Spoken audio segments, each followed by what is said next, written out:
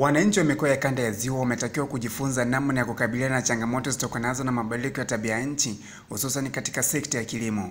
Hayo yamebainishwa na Waziri wa Kilimo, Mifugo na Uvuvi Charles Tizeba katika semina ya programu ya kuendeleza sekta ya kilimo awamu ya pili ASDP2 iliyofanyika jijini Mwanza. Mwaka 2017 siko mambo yalipo mwaka 2023. Kwa hivyo mtalazimika kuadjust accordingly. Kwa hivyo tutarajie tu kwamba huenda yakatokea mabadiliko na mabadiliko yanaweza kutokea at any given time.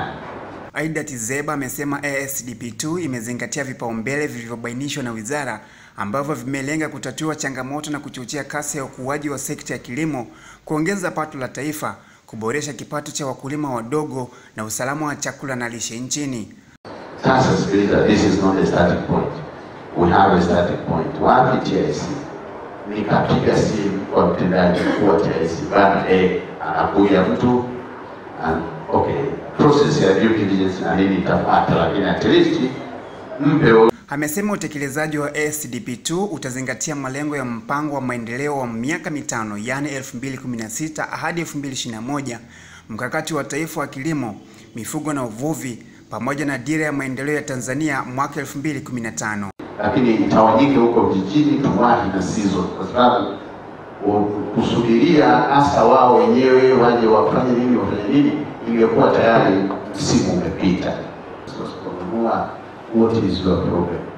Wewe wacha mbegu nje ili anaye asije akanunika kwamba hakuna mbegu ipo. Sasa swala la yeye kununua ni secondary, primary kwamba it is available.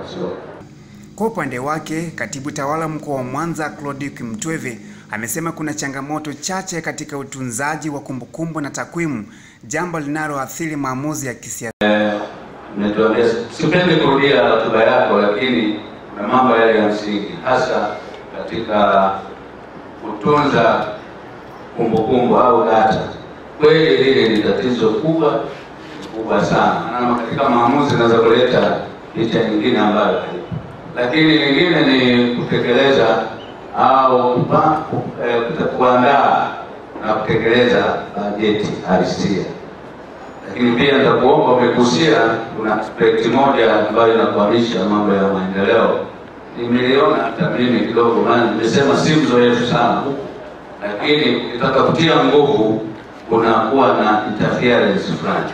Akimkaribisha Waziri Tizeba awali, Naibu Meya wa jiji la Mwanza ambaye pia ni diwani wa kata ya Nyamagana Biko Kotecha amesema mpango huo wa kuboresha kilimo umesaidia sana kushirikisha jamii na kuboresha huduma za ugani.